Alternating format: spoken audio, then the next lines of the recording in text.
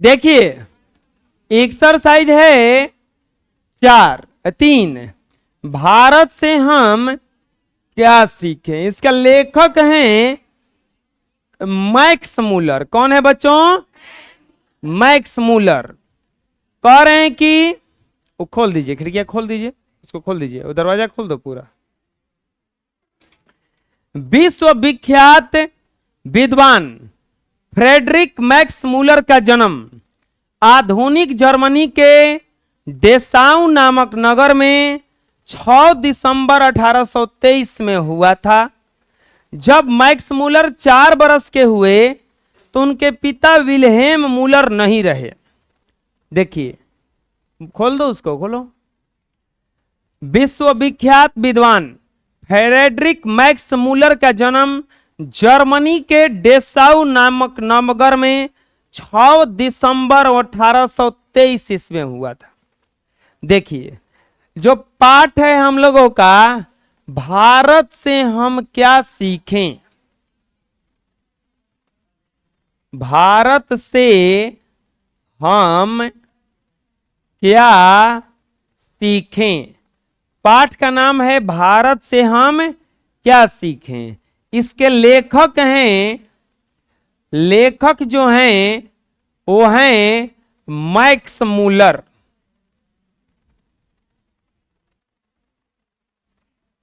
इनका जन्म हुआ था जर्मनी, डेसाउ।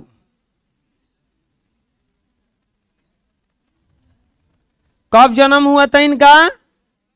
6 दिसंबर 1823 ईस्वी में।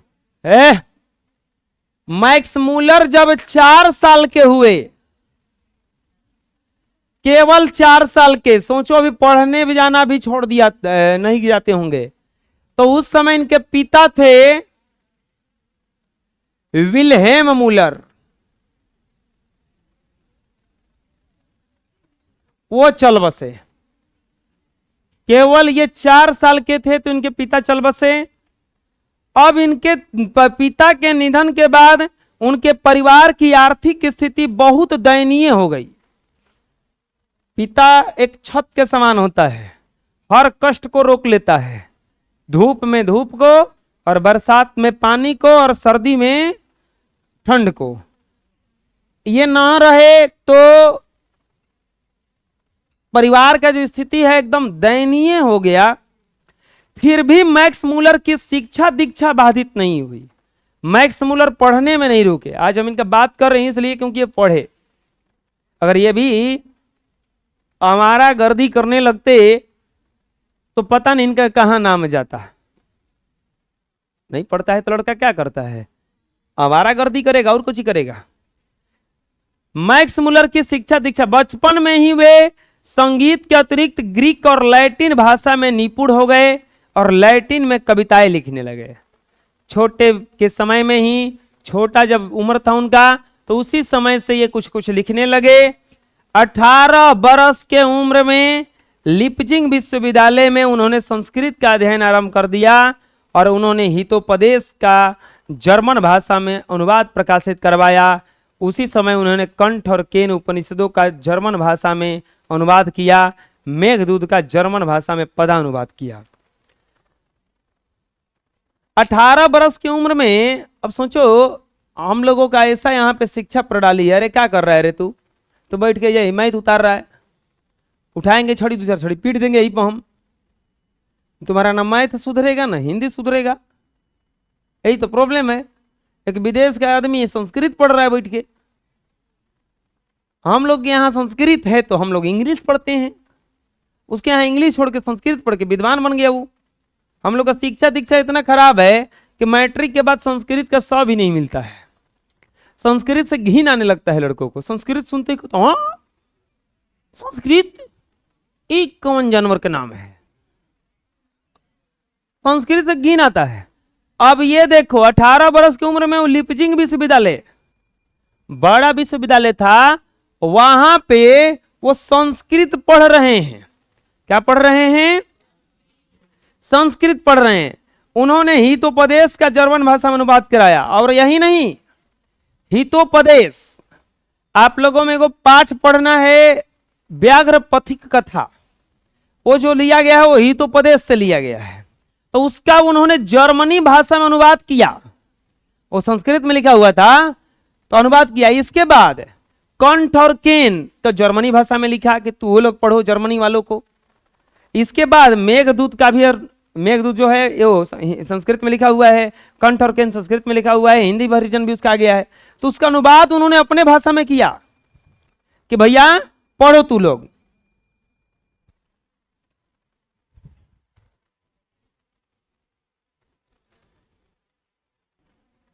तो इन्होंने ये सब का क्या किया,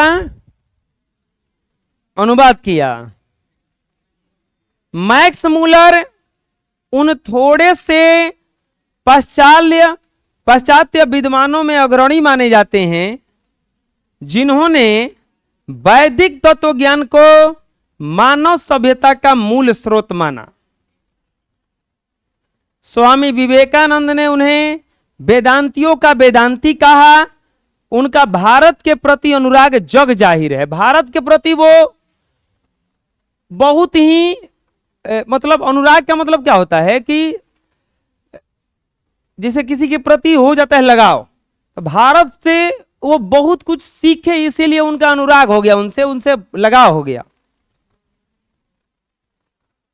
उन्होंने भारतवासियों के पूर्वजों की चिंतन राशि को यथार्थ रूप में लोगों के सामने प्रकट किया। उनके प्रखंड पांडित्य से प्रभावित होकर सम्राज्ञी विक्टोरिया ने 1868 ईस्वी में उन्होंने अपने औस्बरन प्रसाद में ऋग्वेद तथा संस्कृत के साथ यूरोपियन भाषा की तुलना आदि विषयों पर व्याख्यान करने के लिए आमंत्रित किया। वो इतने विख्यात हो गए कि अब सुनो क्या हुआ। उस समय महारानी थी विक्टोरिया, वो बुलाई उनको, किस लिए बुलाई कि ऋग्वेद और संस्कृत के साथ, ऋग्वेद हम लोग का वेद है ना ऋग्वेद, उसका और संस्कृत के साथ यूरोपीय भाषाओं का में जो ग्रंथ है उसको तुलना कीजिए कि कौन बेस्ट है कौन बेस्ट नहीं है। और इतना बढ़िया ये व्याख्या किया करके उनसे प्रभावित होकर के उस समय एक उपाधि चलता था नाइट की, एक उपाधि होता है ये, तो उसकी उपाधि प्रदान की, लेकिन ये पदवी उनको बहुत तुच्छ लगी और उन्होंने अस्वीकार कर दिया। बोले कि नहीं हमको ये पदवी नहीं चाहिए।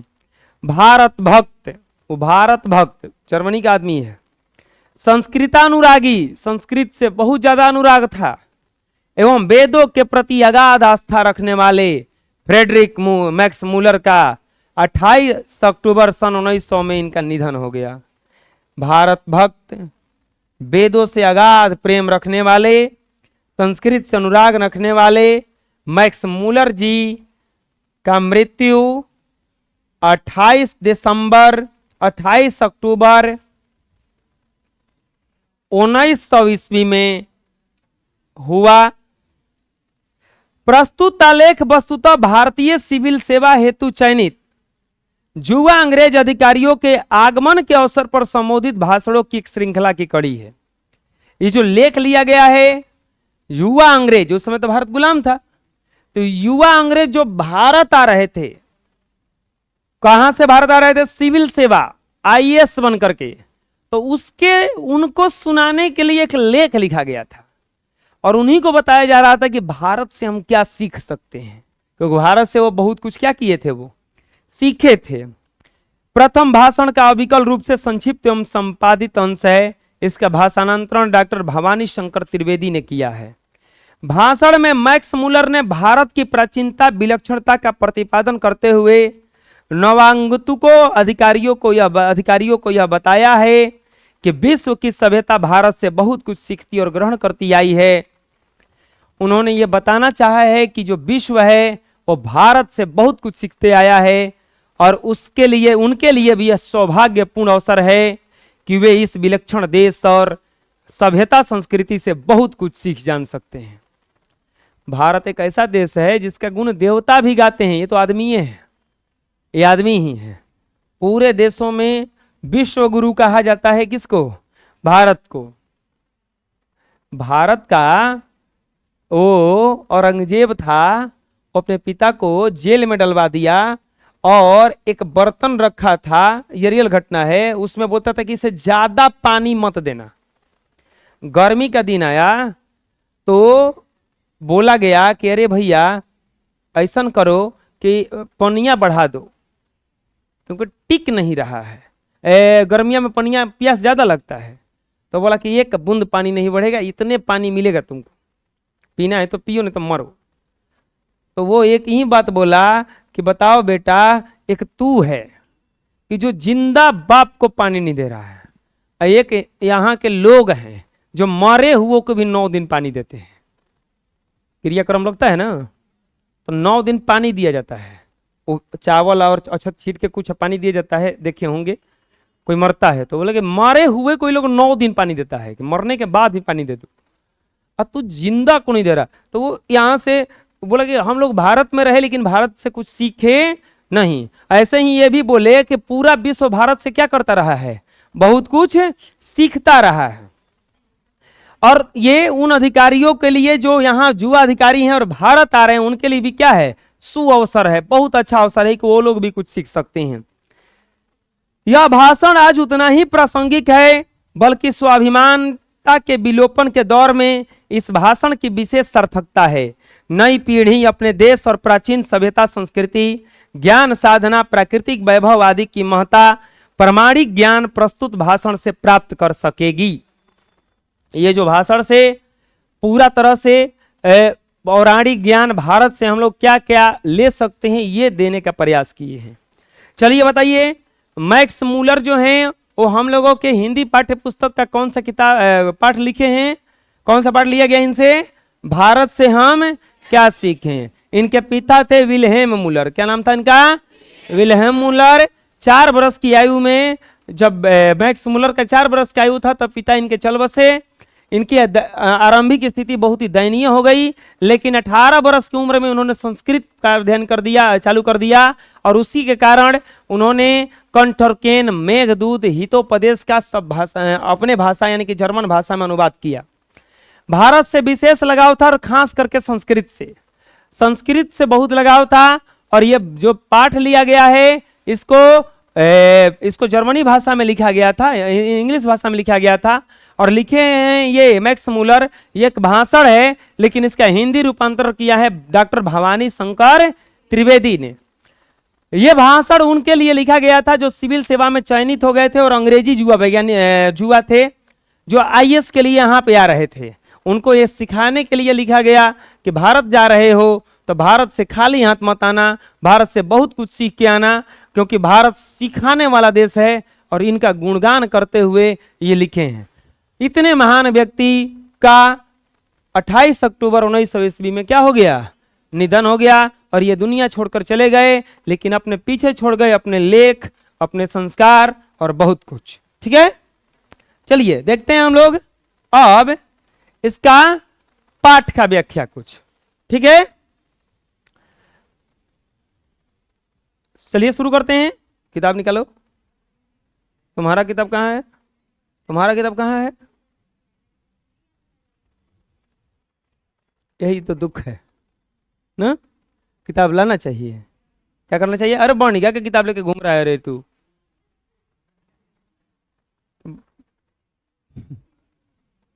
हाँ, उसको पता है किताब लावे के बाद, ये थोड़े ना पता कौन किताब लावे के बाद। कौनो ले चल, हिंदी हो ना। हाँ, एगो सर्वविध संपदा, प्राकृतिक सौंदर्य से परिपूर्ण कौन सा देश है? अगर आप मुझे इस भूमंडल का अवलोकन करने के लिए कहें, बात मत करो।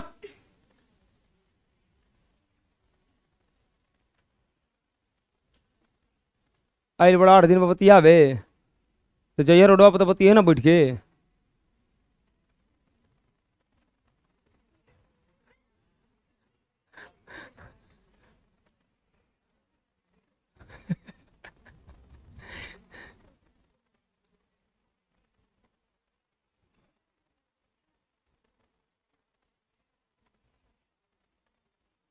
भगवान आपको शांत बनाने के लिए शक्ति दे। शांति बनाने के लिए शक्ति दे। ठीक है। सर्वविध संपदा, प्राकृतिक सौंदर्य से परिपूर्ण कौन सा देश है? यदि आप मुझे इस भूमंडल का अवलोकन करने के लिए कहें तो मैं बताऊंगा कि वह देश है भारत। देखो कितना बढ़िया कह रहे हैं। ऐसे कितना अच्छा लगता है ना जब कोई विदेशी आके अपना तारीफ करके जाता है। नहीं, तो लाल बहादुर शास्त्री एक बार गए थे विदेश, जूता पॉलिश करने वाला बैठा था, तो एक जगह जूता पॉलिश कराए, पैसा दिए उसको। अगला स्टेशन ही जैसे थोड़ा दूर गए और बैठा था, बोला अरे जूता साफ कर रहे, घोड़े में से करा सही, साफ तो था ही, उससे साफ करवाए, पैसा दिए उसको। अगला गए, बोला साफ कर रहे, साफ कर, क्लीन दिस, ऐसे ही साफ कर ले, साफ किया। तो उनके साथवा को घूम रहा था, बोला क्या हो गया है आपको, जूता का साफ करवाने? बोले ये अंग्रेजों से जूता साफ करवाने बड़ी मजा आ रहा है हमको। ये अंग्रेजों जूता हमारा साफ कर रहा है, वैसे ही ना इतना अच्छा लग रहा है। क्या कहें हम। जूता साफ करवाने के लायक ही लोग। सही बात है, जौन अंग्रेजवा उस समय कपड़ा पहन के चलता है वो आज कल हम लोगों का बैंड बाजा वाला पहनता है। नहीं पहनता लड़का वाला। वो लोग उस समय पहन के घूमता था, वो मानता था आई एम इंग्लिश मैन। अरे हम लोग वहां वो कहते you are not English man, you are band बाजा वाला। और उन लोगों के साथ खड़ा होने में आपको शर्म लगेगा। उन लोग का ड्रेस देख के खड़ा, नॉर्मल ड्रेस में खड़ा रहेगा कोई दिक्कत नहीं है, वो ड्रेस हो जाए बैंड बाजा वाला भी खड़ा होकर बम भाग हो जाए, वो अजीब लगता है, वो बैंड बाजा वाला पहन के चलता है। ये भारत का देखो, सर्वविध संपदा और प्राकृतिक सौंदर्य से परिपूर्ण कौन सा देश है? अगर आप मुझे इस भूमंडल का अवलोकन करने के लिए कहेंगे तो क्या बोलेंगे लेखक? भारत। भारत जहां भूतल पर ही स्वर्ग की छटा निखर रही है, जमीन पर स्वर्ग जैसा आनंद है।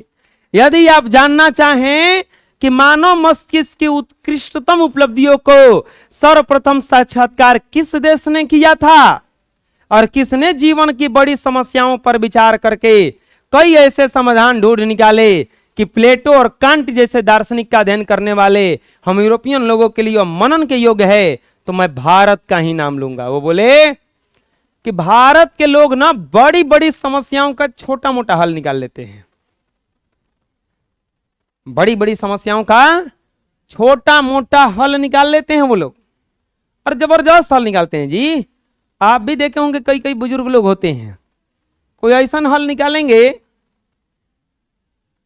कि कुछ कहना नहीं है। अब देखो बताते हैं, जैसे मान लीजिए कि वो कोई देखने गया, अब पता करना है कि जैसे लड़की देखने गया कोई, और लड़की लंगड़ है कि क्या है, तो उसको ए बुचिया तो नहीं हो दत्ता उठा के हो, तो उठा के जाएगी तो ला के देगी, तो पता ना चल जाएगा। अब कलम सामान खरीदने गए, तो एक जगह मालिक बैठा था उसका, यहाँ पे सेल्समैन सब बैठा था, वो गए थे हिंदुस्तान क्लास में वहाँ पे, तो ये रेट बताया तो हम डायरेक्ट इसके पास चले गए। बोले क्या सर क्या कर रहे हैं आप लोग, इतना इतना हाई रेट बता रहे हैं।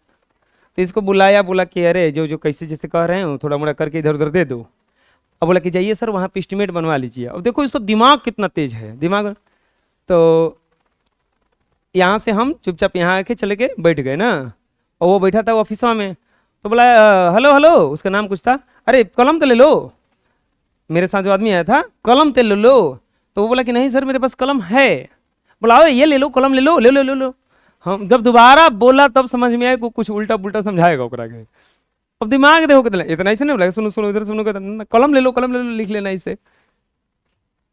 मतलब हमको बता रहा है, हम तो चुपचाप जाके बैठ, हम जान गए कि क्या तू चाह रहा है, तू कुछ जरूर पक्का करके समझाएगा कि सेल कैसे किया जाता है, जान रहे हैं। हम चुपचाप कुछ ना बोले, हम चुपचाप चले आए, मतलब यहाँ बैठ गया करके उसको 1 मिनट समझाया कि देखो ऐसे ऐसे करके निकाल दो। तो भारत है बड़ा किसी भी समस्या को उल्टा पुल्टा। अरे हितगण घर आते हैं ना, गिनना रहता है तो घर की औरतें भेज देती है, जो प्रणाम कर लिए सब कोई के। वो प्रणाम करने नहीं गया है, गिनने गया है कि को कोई पढ़न जा।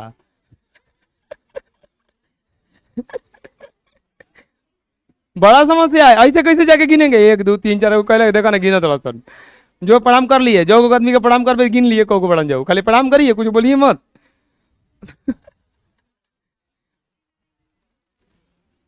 हाँ, मैं भारत के ही यदि यूनानी, रोमन और सेमेटिक जाति यो के यहूदियों की विचारधारा में सदा अवगाहन करते रहने वाले हम यूरोपियनों को ऐसा कौन सा साहित्य पढ़ना चाहिए कि हमारे जीवन का अंतरम परिपूर्ण, अधिक स्वर्गीय, सर्वांगीण, अधिक विश्वव्यापी हो, यूं कहें संपूर्णतया मानवीय बन जाए, और वह जीवन ही क्यों, अगला जन्म शाश्वत जीवन भी सुधर जाए, तो मैं फिर से भारत का ही नाम लूंगा।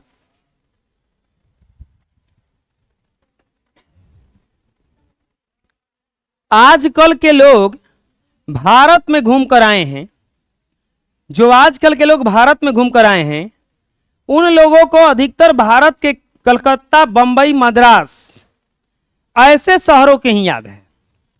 जो भारत घूमने आए हैं बोल रहे हैं कि जो लोग भारत घूमने आते हैं उनको 2-3 को शहर याद रहता है, कलकत्ता, बंबई, मद्रास, जबकि मेरा अधिकतर ध्यान सच्चे अर्थ में भारत के नागरिक ग्रामवासियों की रहा है। और ये बोलते हैं कि अगर हमको भारत घूमने के लिए कहा जाएगा तो हम गांव की तरफ जाएंगे, क्योंकि सच्चे भारत के दर्शन वहीं हो सकते हैं। लेखक के दृष्टि में सच्चे भारत के दर्शन कहां हो सकता है? गांव में हो सकता है। 2-3 हजार वर्ष पुराना ही क्यों, आज का भारत ऐसी समस्याओं से भरपूर है जिनका समाधान 19वीं सदी के हम यूरोपियन लोगों के लिए उतना वांछनीय है, केवल हमारे पास भारत को पहचान सकने वाली दृष्टि की आवश्यकता है। वो कह रहे हैं कि भारत वैसा ही है, बस हमें उसको पहचान सकने वाले एक दृष्टि की आवश्यकता है जो उसका पहचान कर सके। यदि आपकी अभिरुचि की पैठ किसी विशेष क्षेत्र में है तो उसके विकास और पोषण के लिए आपको भारत में पर्याप्त अवसर मिलेगा।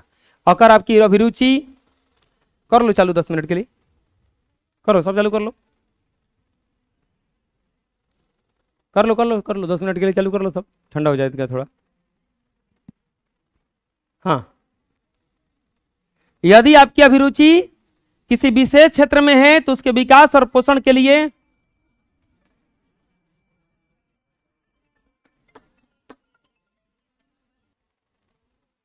यदि आपकी अभिरुचि किसी विशेष क्षेत्र में है तो उसके विकास और पोषण के लिए आपको भारत में पर्याप्त अवसर मिलेगा। मतलब क्या है कि अगर आप चाहते हैं कि किसी विशेष क्षेत्र में ज्यादातर रिसर्च करें, कुछ करें, तो भारत में इसके लिए क्या मिलेगा?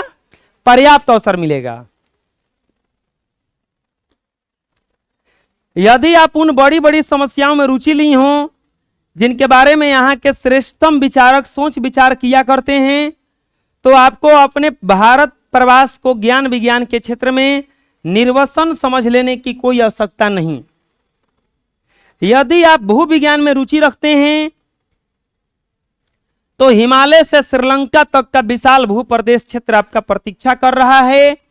यदि वनस्पति जगत में विचारना चाहते हैं तो भारत एक ऐसी फुलवारी है जो हरकस जैसे वनस्पति वैज्ञानिक को अनायास ही अपनी ओर आकृष्ट कर लेती है। मतलब ये इनका कहना यही है कि भारत जो है हर क्षेत्र में आगे है। अगर आप भूविज्ञान में रुचि रखना चाहते हैं तो हिमालय से श्रीलंका तक जाकर के आप रिसर्च कर लीजिए। वनस्पति जगत में जाना चाहते हैं तो भारत एक ऐसी फुलवारी है जहां बड़े बड़े वनस्पति वैज्ञानिक बहुत आगे निकल गए। यदि आपकी रुचि जीव जंतुओं के अध्ययन में है तो आपका ध्यान हेकल की ओर अवश्य होगा, जो इन दिनों भारत के कांतारों की छानबीन के साथ भारतीय समुद्र तट से मोती भी बीन रहे हैं। भारत का यह निवास काल उसके जीवन के सबसे सुनहले सपने की साकारता जैसा है। यदि आप निर्वंश विद्या में भी रुचि रखते हैं तो भारत आपको एक जीता जागता संग्रहालय ही लगेगा। यदि आप पुरातत्व के प्रेमी हैं तो यहाँ रहते हुए पुरातत्व के उत्खनन के द्वारा एक प्राचीन चाकू की चकमक या किसी प्राणी को कोई भी भाग ढूंढ निकालने का आनंद अनुभव किया हो तो आपको जनरल कनिंघम की भारतीय पुरातत्व संरक्षण की विश्व रिपोर्ट पढ़ लेनी चाहिए। तब भारत के बौद्ध सम्राटों द्वारा निर्मित नालंदा जैसे विश्वविद्यालयों कि बिहार ध्वंसावशेषों को खोद निकालने के लिए आपका फावड़ा आतुर हो उठेगा। वो बोलना चाहते हैं कि किसी भी क्षेत्र में आप जाना चाहते हैं वो सबके लिए भारत क्या होता है, भारत एक अच्छा अवसर है वहां पे कुछ करने के लिए। यदि आपके मन में पुराने सिक्कों के लिए लगाव है तो भारत भूमि में ईरानी, कोरियन, थ्रोसियन, पार्थियन, यूनानी, मैकेडेनियन, सक्को, रोमन, मुस्लिम शासकों के सिक्के प्रचुर परिमाण में उपलब्ध होंगे। जब वारेन हेस्टिंग भारत का गवर्नर जनरल था तो वाराणसी के पास 172 दारिस नामक सोने का सिक्का, सोने से भरा सिक्का का घड़ा मिला था। ऑब्जेक्टिव आता है कि 172 दारिस नामक सोने का सिक्का किसको मिला था? वारेन हेस्टिंग नामक एगो यहां का जनरल था, उसको मिला था। वारेन हेस्टिंग ने अपने मालिक ईस्ट इंडिया कंपनी के निर्देशक मंडल में सोने का सिक्का यह समझकर भिजवा दिया जाए कि उसके द्वारा यह उपहार होगा जिसकी गणना प्रेषित सर्वोत्तम दुर्लभ वस्तुओं में की जाएगी, और इस प्रकार वह स्वयं को मालिकों की दृष्टि में एक महान उदार प्रमाणित कर देगा। लेकिन उन दुर्लभ प्राचीन स्वर्ण मुद्राओं की यही नियति थी कि कंपनी के निर्देशक उसका ऐतिहासिक महत्व ही नहीं समझ पाए और उन मुद्राओं को गला डाला। वो भेजा था, सोना का सिक्का था। घर और में कोई वस्तु मिल जाए और ले जाके आप दे दीजिए किसी को जिसको मिलना हुआ है तो आपको ईमानदार घोषित कर दिया जाएगा, और किसी के पॉकेट में से कोई चुरा लीजिए तब चोर घोषित कर दिया जाएगा।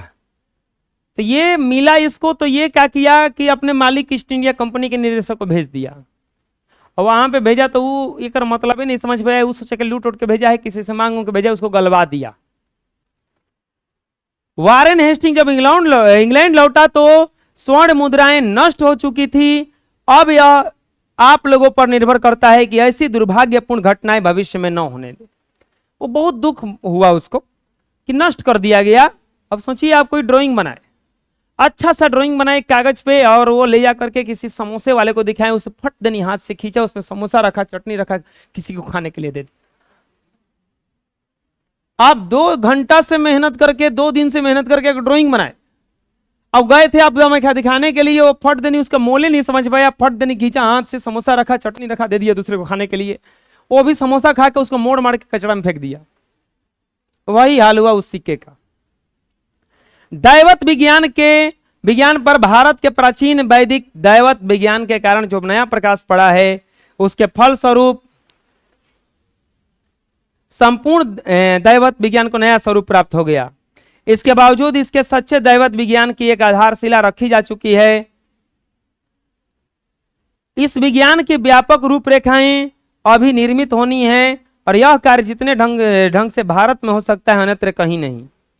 नीति कथाओं के अध्ययन के क्षेत्र में भारत के कारण नव जीवन का संचार हो चुका है, क्योंकि भारत के कारण ही समय समय पर नानाविध साधनों और मार्गों के द्वारा अनेक नीति कथाएं पूर्व से पश्चिम की ओर आती रही है। हमारे यहाँ प्रचलित कथाओं, दंत कथाओं का प्रमुख स्रोत अब बौद्ध धर्म को माना जाने लगा है, किंतु यहाँ अनेक समस्याएं हैं जो अपने समाधान की प्रतीक्षा कर रही है। उदाहरण के लिए शेर की खाल में गधा कहावत को ही लीजिए। सबसे पहले यह कहावत यूनान के प्राचीनतम दार्शनिक प्लेटो के क्रटलियस में मिलता है। तो यह कहावत पूर्व से उधार ली गई थी। इस प्रकार हम न्योले या चूहे का संबंध नीति कथा से भी ले सकते हैं, जैसे एफ्रोडाइट के एक सुंदरी के रूप में परिवर्तित किया गया था, किंतु एक चूहे को देखते ही उसकी तत्काल उसकी ओर आकृष्ट हो गई, और यह भी संस्कृत कथा से सर्वांश में मिलती जुलती है। परंतु प्रश्न यह उपस्थित होता है कि यह कहानी यूनान में कैसे पहुंची, और वहां के ईसा पूर्व 4वीं सदी में ही अस्ट्रिस की कहानियों में स्थान कैसे पा गई। इस क्षेत्र में अभी भी बहुत काम करना होगा। हमें इससे और अत्यधिक प्रयत्न युग में प्रवेश करना होगा। वहां की भारत तथा पश्चिम की अनेक दंत कथाओं में आश्चर्यजनक अनुरूपताएं मिलती हैं। यद्यपि यह भी निश्चित रूप से नहीं कहा जा सकता कि ये दंत कथाएं पूर्व से पश्चिम अथवा पश्चिम से पूर्व की ओर गई होंगी। तथापि यह संदिग्ध रूप से प्रमाणित हो चुका है कि सोलोमान के समय में ही भारत और सीरिया फिलिस्तीन के मध्य आवागमन के साधन सुलभ हो चुके थे। कुछ संस्कृत शब्दों के आधार पर यह इस निर्यात में बाइबल में कही गई है, वे वस्तुएं भारत के सिवा किसी अन्य देश से नहीं लाई जा सकती। यह मान लेने में कोई कारण व्याप्त प्रतीत नहीं होता।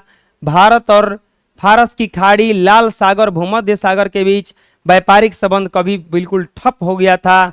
यहाँ तक कि शाहनामा के रचनाकाल में भी भारत के साथ यूरोप के संबंध बंद नहीं हुए थे।